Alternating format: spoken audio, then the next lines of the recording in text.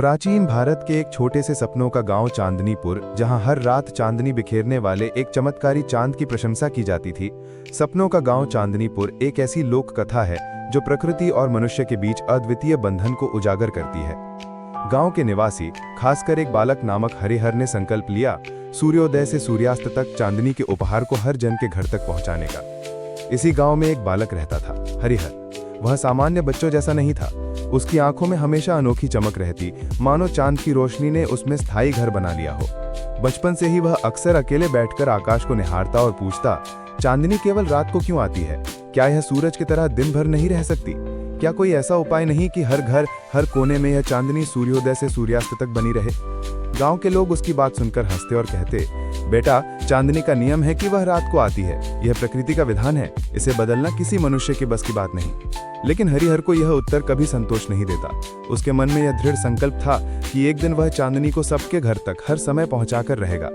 उसके लिए यह केवल कल्पना नहीं बल्कि जीवन का लक्ष्य था। समय बीतता गया, हरिहर बड़ा होने लगा। गांव में हर कोई चांद की कृपा से सुखी और संपन्न था। खेतों में फसलें सोने जैसी चमकती, तालाबों का पानी मोती जैसा निर्मल दिखता और हवा में मिठास भरी रहती। गांव वाले अक्सर कहते, हमारा चांदनीपुर धरती पर स्वर्ग है। यह सब कुछ केवल चांदनी की कृपा से है। परंतु धीरे धीरे एक समस्या उत्पन्न हुई। जब दिन में सूरज की तपिश बढ़ती, तब लोग थककर चूर हो जाते, फसलें जलने लगती, प्यास बढ़ जाती और लोग सोचते, काश दिन में भी चांदनी साथ देती तो जीवन कितना सुंदर होता। हरिहर यह सब देखकर और अधिक दृढ़ हो गया। उसने मन ही मन प्रतिज्ञा ली, मैं सूर्योदय से सूर्यास्त तक चांदनी का उपहार हर जन के घर तक पहुंचाऊंगा, चाहे इसके लिए मुझे पूरी धरती घूमनी पड़े या आकाश की ऊंचाई छूनी पड़े। हरिहर ने एक रात गांव की चौपाल पर खड़े होकर सबके सामने घोषणा की, मैं चांदनी को दिन में भी धरती पर लाने जा रहा हूं। जब तक मैं सफल ना हो जाऊं, चैन से नहीं बैठूंगा। लोगों ने पहले तो उसका मजाक उड़ाया। कुछ ने उसे पागल कहा, कुछ ने स्वप्नद्रष्टा। लेकिन उसकी मां ने उसके सिर पर हाथ रखकर आशीर्वाद दिया, बेटा, अगर तुम्हारा संकल्प सच्चा है तो चंद्रदेव स्वयं तुम्हारी राह दिखाएंगे। उस दिन से हरिहर ने अपनी यात्रा शुरू की। उसने जंगल पार किए, नदियां तैरी, पहाड़ चढ़े। उसकी थैली में केवल थोड़ा सा भोजन, एक जलपात्र और मां का दिया हुआ काबीज था। पहली परीक्षा जंगल में आई। रात को जब हरिहर सो रहा था, तभी भयानक पशुओं की गर्जना से उसकी नींद टूटी। लेकिन तभी चांदनी पेड़ों के बीच उतरकर उसके चारों ओर प्रकाश का घेरा बना देती है। पशु धीरे धीरे शांत हो जाते हैं। हरिहर समझ गया कि चांदनी उसके साथ है। दूसरी परीक्षा नदी पार करते समय आई। जलधारा इतनी प्रबल थी कि वह बह जाता। उसने आंखें बंद करके चांद का नाम लिया। तभी चांदनी की परछाई पानी पर फैल गई और नदी शांत हो गई। हरिहर सकुशल पार उतर गया। हर कदम पर प्रकृति उसे परख रही थी, कभी आंधी, कभी प्यास, कभी भूख, लेकिन हर बार चांदनी उसे शक्ति देती रही। कई दिनों की यात्रा के बाद हरिहर एक घने पर्वत पर पहुंचा। वहां एक गुफा में एक वृद्ध साधु तपस्या कर रहे थे। उनकी आंखें बंद थीं, लेकिन चेहरे पर गहरी आभा थी। हरिहर ने उनके चरण छुए और अपना संकल्प बताया। साधु ने मुस्कुराकर कहा, बेटा, चांदनी को दिन में लाना सरल नहीं है। इसके लिए त्याग, बलिदान और तपस्या करनी होगी। चांदनी केवल वही बांट सकता है जिसके हृदय में स्वार्थ न हो।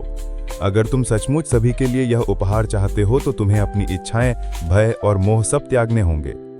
हरिहर ने बिना झिझक कहा, मैं सब कुछ त्यागने को तैयार हूं, बस मुझे यह वरदान चाहिए कि चांदनी सबके घर तक पहुंचे। साधु ने तब उसे एक मंत्र और एक विशेष दीपक दिया। उन्होंने कहा, जब यह दीपक जलाओगे तो चांदनी दिन में भी उतर आएगी। लेकिन याद रखना, यह तभी संभव है जब तुम्हारा मन निर्मल और निस्वार्थ रहे, अन्यथा यह दीपक बुझ जाएगा और चांदनी सदा के लिए तुम्हारे गांव से चली जाएगी। हरिहर दीपक लेकर वापस गांव आया। सूरज के तेज में सब परेशान थे। उसने चौपाल पर दीपक जलाया और मंत्र पढ़ा। क्षण भर में पूरा गांव चांदनी से जगमगा उठा। दिन के समय भी रात जैसी ठंडी और उज्जवल रोशनी फैल गई। गांव के लोग आनंद से झूम उठे। बच्चों ने खेलना शुरू किया, किसानों ने राहत की सांस ली और स्त्रियों ने गीत गाए। उस दिन से चांदनीपुर सचमुच सपनों का गांव बन गया। वहां दिन और रात दोनों समय चांदनी रहती। लोग सुखी, स्वस्थ और आनंदित रहने लगे। हरिहर गांव का नायक बन गया, लेकिन उसने कभी गर्व नहीं किया। वह जानता था कि यह शक्ति केवल निस्वार्थ भाव से संभव हुई थी। उसने दीपक गांव को सौंप दिया और कहा, यह दीपक तभी जल पाएगा जब हम सब प्रेम, सहयोग और निस्वार्थ भाव से रहेंगे। अगर कभी स्वार्थ बढ़ा तो यह दीपक बुझ जाएगा। गांव वाले इस वचन को याद रखते और सदा एक दूसरे की मदद करते रहे। समय के साथ हरिहर वृद्ध हुआ, लेकिन उसकी कहानी पीढ़ी दर पीढ़ी सुनाई जाती रही। आज भी कहा जाता है कि चांदनीपुर में रात दिन चांदनी बनी रहती है, क्योंकि वहाँ के लोग अब भी उसी दीपक की ज्योति को अपने हृदय में संजोए हुए हैं। सपनों का गांव चांदनीपुर हमें यह सिखाता है कि प्रकृति का उपहार केवल उन्हीं को मिलता है जो निस्वार्थ होकर सभी के लिए सोचते हैं। हरिहर ने यह दिखाया कि सच्चे संकल्प और पवित्र हृदय से मनुष्य असंभव को भी संभव बना सकता है।